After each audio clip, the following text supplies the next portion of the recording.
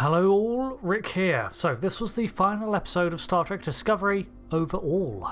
And a long story short, I think Series 5 has been the best so far. I think I'll do an overall review of Discovery at some point, but it certainly has been a rocky road to get to this season. A lot of it did not unfold as I expected, which I will admit to feeling a little like a missed opportunity, but I am well aware that that is my own bias in how I think things could have tied together. Did anyone else notice that the introduction sequence had slides and images from every story arc from Discovery? From the old TOS era tech to the Red Angel suit, and through to the current puzzle pieces. It's a nice touch for the last episode.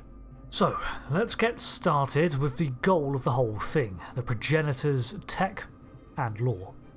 Inside the portal, which had this trippy fractal entry, there is a lab or station suspended amid a myriad of portals to other worlds. At first I thought it overly convenient that all of them were breathable, but I guess that would make sense considering they were likely candidates for humanoid life anyway. I did notice several continuity errors at points, however, but none with outlandish explanations to cover them. Burnham reappeared in the Starfleet's away mission armour, even though she had entered in a Breen outfit, but I guess this could have been replicated over her outfit like most of their tech is. Secondly, during the second skirmish with Moll, they end up on a lava world, and in the next scene they're both back in the lab again. Again, I assume they climbed back through their portal, but considering the effort she went through to return from the storm world, it seems a bit strange to cut away and then return off screen. Also, when she told Moll to stand down at the end of the second fight, I was thinking, but didn't you strike first, Burnham? Again, nothing that can't be waved away and hardly plot breaking, but these stood out to me. Burnham eventually figures out that the progenitors perceived things on a different dimensional plane than humans and uncovers hidden doorways. This goes on to inform her solving of the riddle, which is to form a triangle from control shards but out of negative space, not the obvious pattern. Moll, of course, is too impatient and attempts to solve it herself, failing and getting a shock, but the reveal is that luck cannot be brought back. The Progenitor's technology could rewrite genetics and create a bespoke life form or even species, but true resurrection was beyond even them. On top of this, we learn that even the Progenitors, the creators of the humanoid form, only picked up technology when they themselves uncovered it. Sure, they may have created a myriad of species across the Milky Way, as they were alone in the galaxy, but the actual tech they used to do this already was present, meaning someone or something else existed before them. Not surprising really, as they were only around 4 billion years ago and the universe is more than 3 times that age. One mystery answered, another preserved. With the meeting with a progenitor, Burnham is brought into a luminal space where time doesn't matter to be taught how to use it, but decides that no person or power should possess such technology, even now. She may have proven herself to them enough to be deemed worthy in their eyes, but look at what their tech has already caused. For beings referred to as gods, even in the show, the progenitors are certainly grounded here. First off, they confirm that there must have been creators before even them. And then the guide comforts Burnham's trepidation by saying that all living things feel that, even them. Finally, their very plans have never worked out how they wanted, even as early as their first discovery in The Chase. The progenitors expected everyone to come together in unity to find their message, not double-crossing and dealing. And now, well, they thought their clever path would result in only being uncovered during a time of peace, but it was literally in the midst of a pitched battle. Never meet your heroes, nor your deiform entities.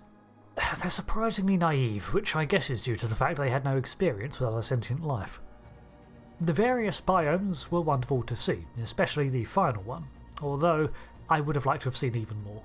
Watching the fighting unfold was certainly interesting, although I feel like several of those falls should have been a lot more damaging, although Moll did do a superhero landing which, as we all know, nullifies all fall damage. Meanwhile, in space, Rayner commands Discovery in a battle against the Breen. The Breen dreadnoughts are very much a new design, but their fighters, which were definitely larger than that name implies, were far more similar to traditional Breen ships. Taking them out in a plasma field is something Riker would be proud of, even if it was a little convenient, but honestly, I was considering that the vessel might be completely destroyed. While I didn't expect fatalities, it was the final episode, and having the Discovery embark on some final ramming speed to sink the dreadnought into a black hole would have rounded out Discovery's life. Instead, I'll save it for the epilogue. The Breen are teleported away when the Discovery finally saucer separates and initiates a jump around the dreadnought. Rayner says that he's sending them to the galactic barrier and it'll take them a couple of decades to get back. No one tell Kirk in the original series that they'll have a crisis, considering they did it in, what, a week? And the Enterprise also went to the middle of the galaxy too. Yeah, what's all the fuss, Voyager? Galactic travel is easy. We also get to learn who Kovac is, and I'm happy with the answer. I honestly didn't expect we'd get a named character. I thought he'd just be a new guy and we'd learn his role or something. And we do, plus much more. He reveals himself to be Agent Daniels, saying that he has lived many lives, and this explains much. Of course he'd be completely familiar with mirror universes, parallel dimensions and timelines. It was literally Daniels' job, and as a veteran of the Temporal Wars, yeah, he's lived multiple lives. I've done lore videos on this, but basically almost every permutation of life that Daniels may have experienced is remembered by him through the reintegration of his timelines. We see this in Enterprise, and the tech has been around since the 26th century at least and was used on Captain Braxton. We see that he has a collection of memorabilia from Geordie's Vise to Cisco's baseball, and that he used to be assigned to an Enterprise. Now the J would have been before his time, but he was indeed from the 31st century, and he has lived at least 100 years since then. I'm okay with this, but now I want to see him studying up on Archer or something for all time's sake. The culmination of many characters' themes unfolds in this episode, with some satisfactory endings and a few, not so much. Golbal, for example, finally comes to the conclusion that he is alright not having all the answers. I was worried for a moment when the conclusion to his arc with Faith seemed to be just, I don't know how I know, I just do. This kind of trope does not sit well with me, but Book and he later speculate that Janal's memories, or something like it, have resurfaced in his mind. After all, where else could his knowledge of how to modulate the tractor beam come from? So when he simply settled on being alright with a mystery, it felt more acceptable to me than him suddenly believing something else was whispering to him or whatever alternative. His discovery of Faith is more along the lines of understanding that there are answers out there he won't understand, and learning to be alright with that. Saru has had a satisfying payoff overall. His death flags certainly subverted this time, which I'm glad about. When he contacts Primarch Tahal, he negotiates without a shred of fear or doubt that once clouded his mind. The Saru from Episode 1 is certainly not the same man who now stares down several Breen dreadnoughts in an unarmed shuttle and leverages his diplomatic contacts to force Tahal to stand down. For her part, I'm also happy that she did not simply walk away in totality. She instead sends a cloaked vessel to spy on her opposition at the very least. That being said, does cloaking mean anything to the Federation anymore? It seems they can discern a cloaked vessel's presence, let alone having their own superior cloaking devices. Although I guess it helps when you have the Romulans on board for a couple of centuries. Saru has been able to manifest his inner strength of will, and it's a far cry from his initial introduction. Stamets is one whose arc I feel was a little less satisfying. His found family with Adira is the strongest point, but it seems that the rest of his story was about coming to terms with the Spore Drive, his legacy and place in history, being left behind. It would have been nice to see him able to publish something from his adventure, but it seems he's doomed to be consigned to the classified works in both mycology and with the origin of life as we know it. He accepts it with grace and calm, which benefits his character as to how testy he used to be, but still, he deserved a win. Book gets a moment to reaffirm his relationship with Michael and even continue to build connections to Moll. He's been where she is, incarcerated by the Federation for his actions, and he reaches out to her to be there for her, as her father was not.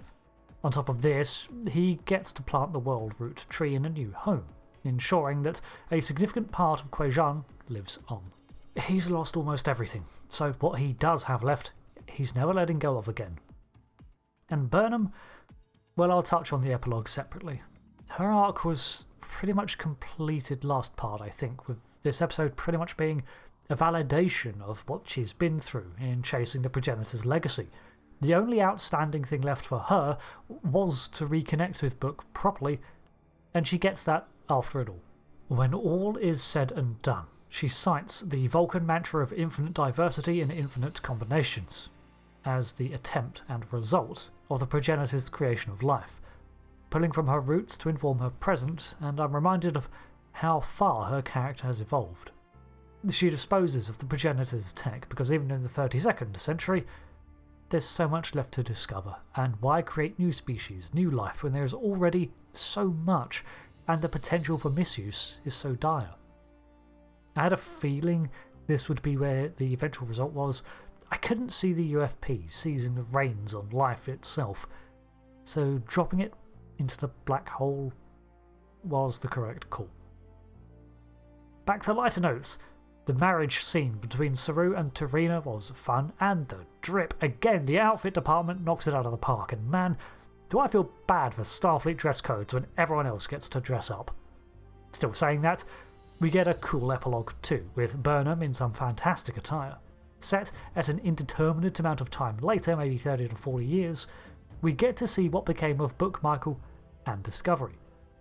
They've moved to what I think is Sanctuary 4, the place where Book placed the world root cutting, considering we see trance worms in the waters nearby and a fully grown tree. She stayed in Starfleet to reach a 4-star admiral rank, and they have a child, Leo, who recently made captain and is about to get his first command. On the same day, they are decommissioning Discovery and have undone the overhauls, restoring its 23rd century appearance. Zora is still within the vessel and unable to leave, but now they are taking her to a classified location to await her craft. This ties into the Calypso short trek, however things must be different, considering that that timeline was from one where control prevailed and turned the Federation into the Vadrash. As this did not happen, assumedly they did not need to make it tie into the short trek, but I guess it's appreciated anyway. Personally, I felt it was unneeded. Although the nostalgic thoughts of the aged Burnham were heartfelt, I felt as mixed about it as Zora did, not gonna lie. The rest of my notes are just doodles of the new Starfleet insignia and uniform bars. So, with that, Star Trek Discovery comes to an end, and invites reflection because it's the journey that matters. The connections, friends and family this crew forged with each other is ultimately more important than chasing some MacGuffin. Even the creators of life as we know it turn out to be just another vignette on a tapestry, and in the end we're all just stories.